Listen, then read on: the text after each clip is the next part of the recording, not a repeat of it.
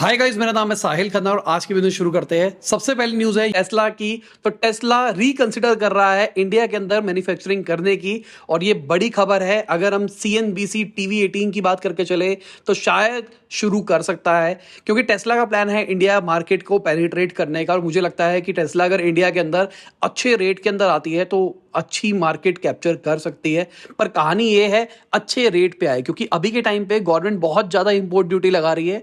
अगर वो चाइना से बना के इंडिया में लेके आता है तो गवर्नमेंट चाहती है कि भाई चाइना से बनाई हुई गाड़ी हमारे यहाँ पे ना बिके, तुम यहाँ पे बना लो, हम तुमको सब्सिडियां दे देंगे, हम तुमको सारे बेनिफिट दे देंगे। पर टेस्ला वालों को कहना था कि वो एक्सपेरिमेंट नहीं करना चाहते, इतनी ज्यादा इन्वेस्टमेंट करे और पता लगे चले ही ना प्रोडक्ट। पर हमारी गवर्नमेंट का कहना है भाई अगर बेनिफिट चाहिए तो आपको ऐसा ही करना पड़ेगा और इंडिया से मैन्युफैक्चर करके बाहर भी बेच सकते हो ना, फायदा ये भी तो है ना।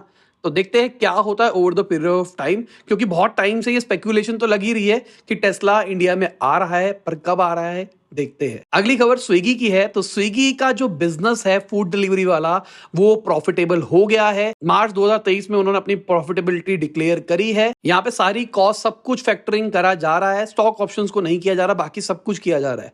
स्टॉक ऑप्शंस का मतलब कंपनी अपने एम्प्लॉयज को रिटेन करने के लिए अपनी कंपनी के कुछ शेयर्स देती है, तो वो अमाउंट बहुत ज्यादा होगा, इसलिए शायद नहीं किया जा रहा उसको फैक्टर इन। पर ये देखा जाए तो स्विगी के लिए एक अच्छी चीज है। 9 साल लगे हैं स्विगी को प्रॉफिटेबल आने के लिए और जो इनके CEO उन्होंने बोला है कि फ्यू ही कंपनीज है पूरी दुनिया के अंदर जिन्होंने ये चीज अचीव करी है।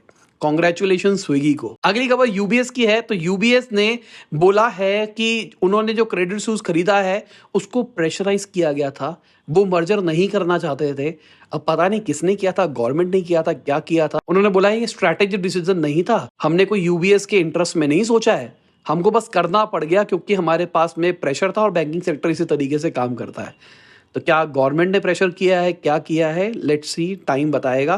पर ये बार बार निकल के आ रहा है जो एक्विजिशन करी है ये अच्छी नहीं है। मुझे लगता है कि कुछ बड़ा ब्लंडर इनके साथ ना हो जाए। अगली खबर शीन की है और शीन ने $2 बिलियन रेस किए हैं ऐसी मार्केट कंडीशन के अंदर। पर कहानी ये है पैसा तो रेस कर लिया है पर वैल्यूएशन 1/3 हो गई है, 33% वैल्यूएशन रह गई है। रीजन क्या कहा जा रहा है कि भाई वही जो मार्केट सोची गई थी, प्रोजेक्शन सोची गई थी उस लेवल पे नहीं है। बेसिकली कोविड में ओवर प्रोजेक्शन सब कंपनियों ने कर दिए, सारे के सारे इन्वेस्टर्स ने कर दिए।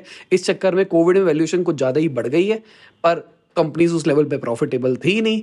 तो अब के टाइम पे वही डाउन राउंड हो रहे हैं, सबकी वैल्यूएशन काटी जा रही है क्योंकि दुनिया में पैसा नहीं है, लोगों की परचेसिंग पावर घट गई है और डर रिसेशन का भी लग रहा है, कहीं यूएस इकोनॉमी कोलैप्स ना कर जाए। बहुत सारे फैक्टर्स है, उसके चक्कर में शायद ये डाउन राउंड्स देखने को मिल रहे हैं। हमने कल वाली न्यूज के अंदर भी कवर किया था, इंडियन की बहुत सारी स्टार्टअप्स की भी वैल्यूएशन घटती हुई दिखाई दी है 50% तक। अगली खबर रिपोर्ट के हिसाब से फ्लिपकार्ट रीशफलिंग कर रहा है अपनी कंपनी के अंदर। बेसिकली उनके बहुत सारे टॉप लेवल के एग्जीक्यूटिव्स छोड़ के जा रहे हैं, सीनियर लेवल की बात करके चल रहे हैं और ये बड़ी चीज है। अभी रिसेंटली मैंने सुना है कि एक बड़ा एग्जीक्यूटिव है जो शायद अपनी कंपनी शुरू कर सकता है।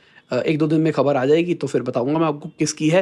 पर ऐसी खबरें सुन के आ रही है कि भाई बहुत कुछ हो सकता है, लोग छोड़ छोड़ के अपनी कंपनियां बना रहे हैं। हमने ग्रो के जो फाउंडर है उनका फाउंडर अनफिल्टर्ड किया था, वो भी फ्लिपकार्ट माफिया के पार्ट है। बेसिकली जब फ्लिपकार्ट बना था तो स्टार्टिंग के जो फाउंडिंग मेंबर्स थे सबने जब एग्जिट लिया, अपनी कंपनी बनाई, तो आज वो बहुत बड़ी बड़ी कंपनीज है।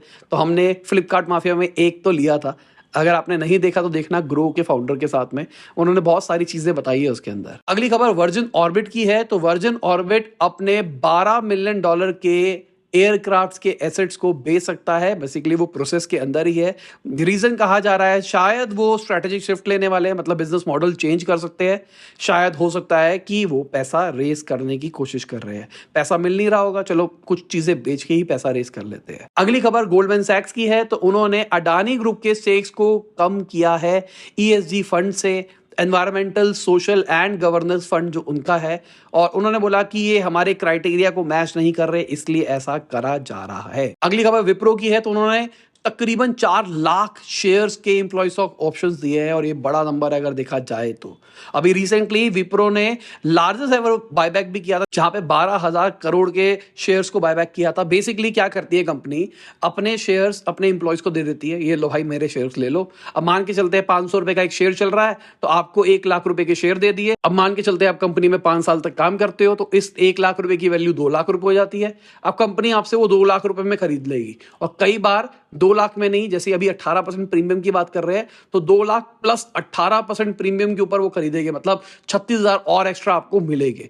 तो ये एक अच्छी चीज है अगर देखा जाए तो। दूसरी साइड पे अगर हम इंफोसिस की बात करके चले तो उनका जो Q4 फाइनेंशियल ईयर 23 है उसमें वो जो वेरिएबल पे आउट देते हैं उसको 60% पे वो ले गए, घटा दिया है। एक जगह पे स्टॉक ऑप्शन दिए जा रहे हैं, एक जगह पे पे आउट घटाया जा रहा है। दूसरी साइड पे अगर हम सिंगापुर एयरलाइन की बात करके चलते हैं तो उन्होंने अपने स्टाफ को 8 महीने की सैलरी एज अ बोनस दे दिया है। अभी रिसेंटली उन्होंने प्रॉफिट जनरेट किया है $1.62 बिलियन का फाइनेंशियल ईयर 22-23 के अंदर, और ये एक अच्छी चीज है अगर देखा जाए। कंपनी अपने प्रॉफिट को अपने एम्प्लॉय से भी शेयर कर रही है। अगली खबर बीपीसीएल की है तो उनको बोर्ड का अप्रूवल मिल गया है बिना में रिफाइनरी प्रोजेक्ट खोलने का, और एक अच्छी चीज है उनके लिए ग्रो करने के लिए। अगली खबर अमेरिका से है तो एक रिपोर्ट निकल के आई है जहां पर लोग रिलोकेट नहीं होना चाहते नौकरी के लिए। मतलब अगर आप दिल्ली में काम करते हो तो आपको दिल्ली में ही नौकरी चाहिए, आप नहीं जाओगे भाई गुड़गांव, आप नहीं जाओगे मुंबई, आप नहीं जाओगे बेंगलोर। मतलब मैं एग्जांपल लेके चल रहा हूं इंडियन कॉन्टेक्स्ट के अंदर।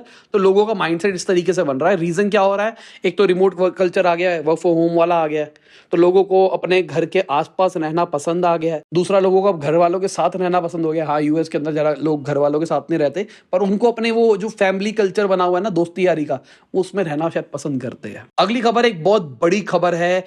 क्रेडिट कार्ड पेमेंट अगर आप करते हो इंडिया से बाहर, 1 जुलाई से उसके ऊपर 20% टैक्स लगेगा।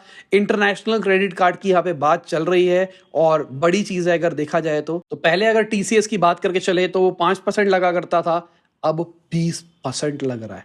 ये बड़ा अमाउंट है अगर देखा जाए तो। अब मुझे इसके बारे में थोड़ा अंडरस्टैंडिंग में कमी है। नीचे कमेंट सेक्शन में अगर कोई मुझे डिटेल के अंदर ये चीज समझा पाए तो मजा आएगा, क्योंकि मुझे क्या समझ में नहीं आया कि यार मैं अगर इंटरनेशनली अपने किसी भी क्लाइंट को पेमेंट करता हूं या मेरे पास पेमेंट रिसीव होती है और उसके अंदर फिर कुछ खर्चे होते हैं, इसके लिए मेरे को सॉफ्टवेयर सैस वैस खरीदना पड़ता है, मैं उसके लिए पेमेंट करता हूं, तो मुझे ये 20% एक्स्ट्रा देना पड़ेगा। ये तो बहुत खतरनाक सीन हो जाएगा अगर देखा जाए तो।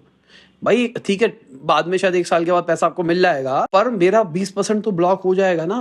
मुझे एक बार थोड़ा सा समझाओगे कोई नीचे कमेंट सेक्शन के अंदर। अगली खबर AWS की है तो AWS 1.05 lakh crore rupees India के अंदर इन्वेस्ट करेगा 2030 तक, क्योंकि उनका कहना है कि क्लाइंट्स की डिमांड आ रही है। और बिल्कुल मुझे ऐसा लगता है कि अब AWS की डिमांड बढ़ रही है, या AWS नहीं कहूंगा, पूरी होस्टिंग इंडस्ट्री की डिमांड बढ़ रही है, क्योंकि लोगों को अब ऑनलाइन जाना ही पड़ेगा, आज नहीं तो कल सारी चीजें ऑनलाइन लेके जानी ही पड़ेगी। अगली खबर भारत पे की है तो उन्होंने नए CBO हायर किए हैं, संदीप जी, जो कि पहले ICICI बैंक के वेटरन हुआ करते थे। अब कहानी क्या है कि ये एक स्ट्रैटेजिक मूव क्यों लिया गया है, क्योंकि ये अपने आप को बैंक सेक्टर के अंदर स्ट्रॉन्ग करना चाहते हैं। क्योंकि देखो बहुत सारे एलिगेशंस लगाए गए हैं भारत पे के ऊपर, भारत पे भी लगा रहा है पर इनके ऊपर भी लगाया गया है। जो इनका 12% क्लब है उसके ऊपर तो अश्लील गवर्नर ने सीधा ही बोल दिया था ना कि भाई ये डूबेगा।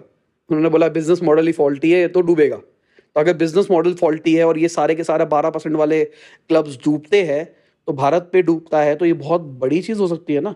तो शायद ये तभी बैंक वाले लेके आ रहे हैं ताकि उनको गाइडेंस मिल पाए किस तरीके से ये सिस्टम चलाना है, क्योंकि स्टार्टअप वाले और बैंक वालों की अंडरस्टैंडिंग में तो फर्क होता है। अगली खबर वेदांता ग्रुप की है तो रिपोर्ट्स के हिसाब से वो $600 मिलियन रेज कर सकते हैं।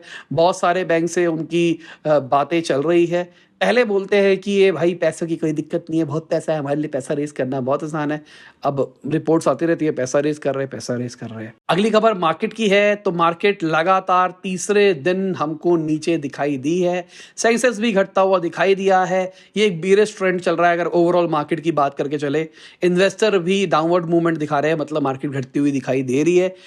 ग्लोबल क्यूज की बात करके चले वो थोड़े से पॉजिटिव थे, इस चक्कर में मार्केट थोड़ी सी ऊपर दिखाई दी, बाद में लोगों ने बेचा दबा के और प्रॉफिट बुकिंग करी है। जो हैवीवेट स्टॉक्स थे वो घटे हैं, इस चक्कर में पूरी मार्केट ओवरऑल बेंचमार्क घटता हुआ हमको दिखाई दिया है। ओवरऑल मार्केट के सेंटिमेंट्स देखे जाए तो अभी नेगेटिव डायरेक्शन में जा रहे हैं। जब तक कुछ पॉजिटिव नहीं होता तब तक क्या पता मार्केट घटती रहे।